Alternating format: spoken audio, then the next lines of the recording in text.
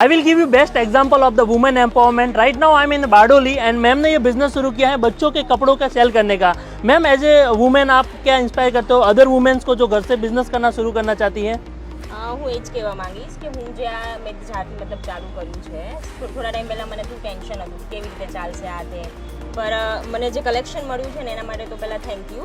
અને બીજી બધી લેડીને એવું કહેવા માંગીશ કે કામ એક વસ્તુ એવી છે લેડીઝ માટે કે કોઈ પણ ગર્લ હોય યા તો કોઈ વુમેન હોય તો એના માટે બહુ જ સારું રહેશે કે કોઈ કામ કરે અને પોતાનો ખર્ચો પોતાનાથી કરે।